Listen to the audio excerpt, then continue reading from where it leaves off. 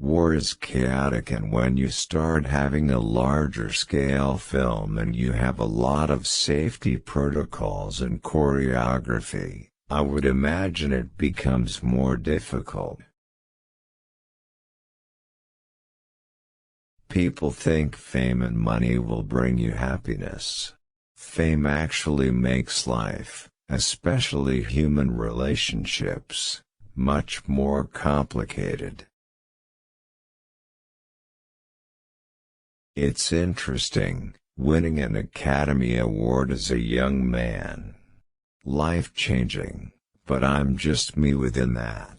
It's been very helpful for my career, but I'm trying to stay on the path I was on before. I think you have to be fair with one another. It's unfortunate when someone does something that's not authentic, or not there for any reason other than to draw attention. What guides me is to do work that's more avant-garde, things that I think are special. You can easily become a celebrity and get caught up in all that blur. I just want to work and surprise myself. I grew up without a lot of money, and my parents grew up with far less money. And that's kept me in line. Really in line. It's interesting because you feel, on the one hand, we understand people from what they say, and in another sense, you'd think that you'd be able to convey more through dialogue. I bet they didn't tell you that was in the gift bag. Obviously, I'm not there to pick up anybody, but I'm not afraid to hang out in a predominantly gay establishment. Film is a time capsule. If I have a lack of dedication or focus, it's permanently there as a negative reminder. I always had an actor within me. I try to pace myself and not work for the sake of working, and stick to what inspired me prior to receiving recognition. It made me have a much greater understanding of loss, of loneliness, and the level of intense tragedy that so many people have experienced in this world. I take a lot less for granted. It would be terribly boring to be earnest. My dad told me, it takes 15 years to be an overnight success, and it took me 17.5 years. I was a wild, mischievous kid, and I had tremendous imagination. Any experience I had, I'd try to reenact it. A little bit of attention and kindness can totally change a whole life, and a lack of that can do the same. You'd be surprised how difficult it is to relinquish a cell phone.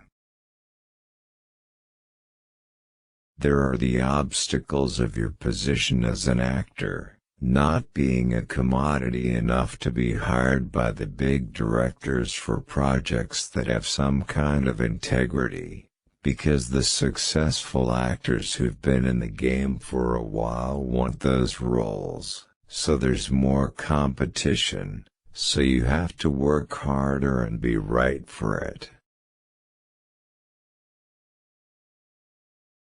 Part of what attracted me to the village was it had a lot of parallels to contemporary issues, like fear and the way fear controls us, how the governing body of a town, or a nation, controls us through fear. They might mean well by it, but we are conditioned to be afraid of things. Fear of the unknown. Fear of terrorism. And it's unfortunate. It's great when people appreciate your work, but I don't know how seriously to take it. The amazing thing is that I found something so early that I can support myself doing, and that can even be extremely lucrative, but I love it either way. Doing interviews is very different from working as an actor, because it's up to the journalist not only to understand what I'm trying to convey, but to convey that understanding through their process, and oftentimes it gets manipulated, sometimes intentionally, by pulling things out of context. Some people may not appreciate your work and some may be incredibly moved by it. So that isn't the concern. You have to do what you can do, and share what you feel is appropriate to share in the moment. And then, it's out of your control. My parents have raised me with a sense of what's really important and have given me decent values, and I'm comfortable, but I haven't lived an excessive lifestyle in the least. And I've kept my expenses to a minimum so that I have the freedom to wait. The normal routine is always the same thing, whether it's on a new movie or a new job. There's always a process of getting to know one another. I think part of what makes movies special is that it is a relatively intimate environment, and it's pretty short-lived. You get to know one another very quickly. Depending on what my job requirement is, my techniques change. If something is incredibly difficult to connect to, and painful, then I have to do a lot of work to connect to that and not joke around or lose sight of my job. The problem is when you become so well known that everyone is watching you and you don't have an opportunity to observe. It's something that I don't want to lose. I like being unnoticed when I don't feel like being noticed. It's not like I crave attention all the time. Something that I've always loved and appreciated is the chance to see something about someone's character, observe and kind of retain it, and study it without feeling like I'm studying it. I have an intense curiosity, and it would be a shame if I lose the ability to do that. I did a real boot camp once, which with the thin red line, which was learning military exercises, and this was far less strenuous. I really had a blast. We were all kind of thrown into the woods and we didn't have any of the modern conveniences that we take for granted.